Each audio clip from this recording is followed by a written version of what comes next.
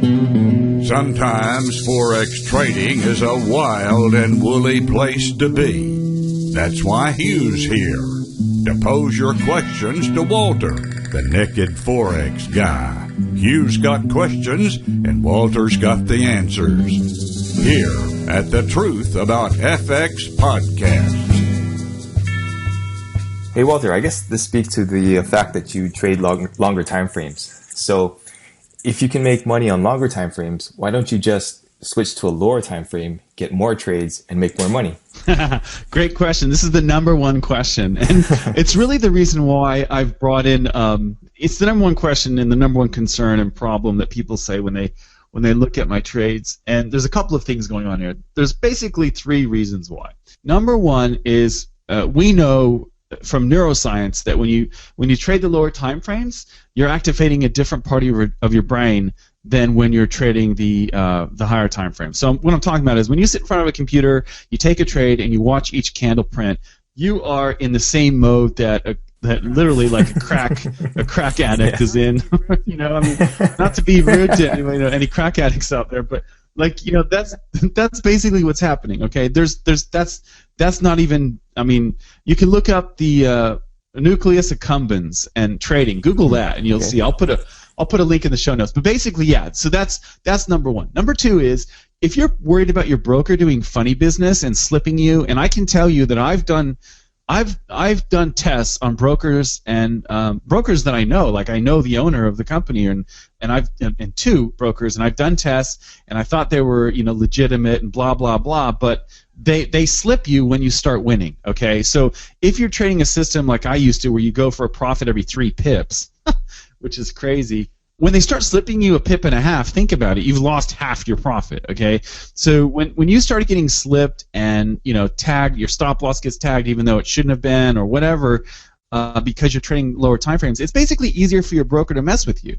I mean, that's just reality. Is that number one is I don't want to get in that addiction mindset. Number two is I know that brokers, when you start making money after about 30 days, they will start slipping you. They will start making it a little bit difficult. And if I'm trading a daily chart that has a 295 pip stop, then if I get slipped 1 pip, who cares? That's like 0.03% of my profit that I've lost on that slippage. Now, if I'm going for 10 pips, or like your friend, she's going for, or she's got 8 or 12 pip stops, so she's probably going for, I don't know, 15 or 20 pip targets or something like that.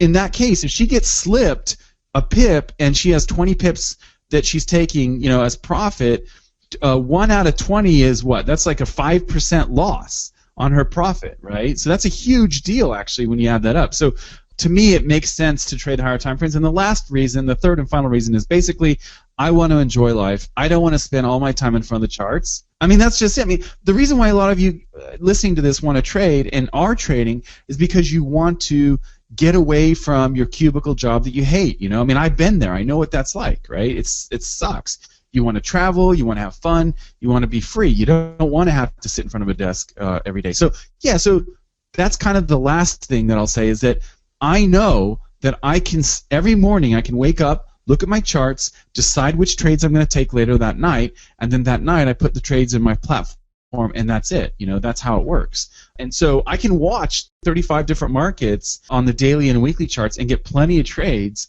So I understand. You're right. You're absolutely right. The question is a good one, and it's true. If you trade the lower time frame, you'll get more trades and, in theory, make more money.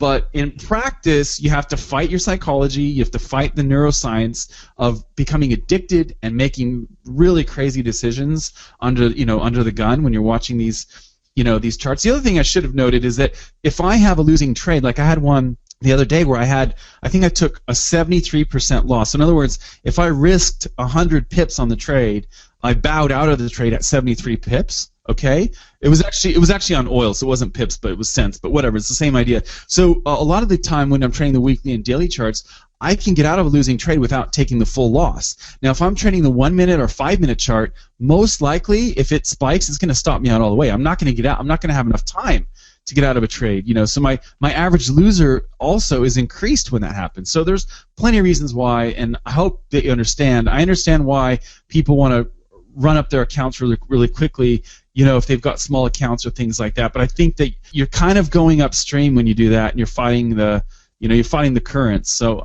I think it's easier for most people to simply focus on the higher time frames, especially if you have a job. You don't have to do a whole lot of, you don't have to go to a job for 9 hours a day and then come home and sit in front of the charts for 5 hours. That's a long day. It's hard to maintain that concentration for a lot of people. So so I would suggest that most traders should do what I do. But again, I understand. I mean, people they want to take a lot of trades. So my suggestion is, in that case, watch a lot of markets. Take a look at the 4 hour, the 8 hour, the daily, the weekly, and take a look at 35, 40 markets. That's possible, to do that. So that's another way that you can get more trades in, and you only have to spend 30 or 40 minutes a day managing them. So it's not that difficult. So that's the way I look at it. How about you? I think you trade 4 hour too, right? How do you do it? Yeah, I do mostly like daily 4 hour. And then I'm dipping into the 1 hour, but only on certain pairs. But yeah, same thing. Like, I work a regular job right now, so I need the time, and it's also a lifestyle choice, like you said. I want to be away from the charts as much as possible.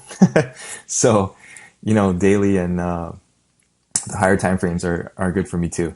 Yeah, and I think you make better decisions when you're away from the charts. Like, I think it's difficult to stay focused and make the right decision when you're watching it unfold, because you kind of get sucked into the ebbs and flows of the market. You have to be really, really good to do that. But yeah, I mean, I understand, man. It's like, it's difficult. If you've got a job and stuff, you really want to focus on executing your system and being good at it, and not having to worry about being tired or whatever. So I think it makes sense for most traders to go to the higher time frames. But I understand it's a choice that everyone has to make, really. So, yeah, that's true. That's true. Okay, well, thanks, Walter. Appreciate it. See ya. See ya.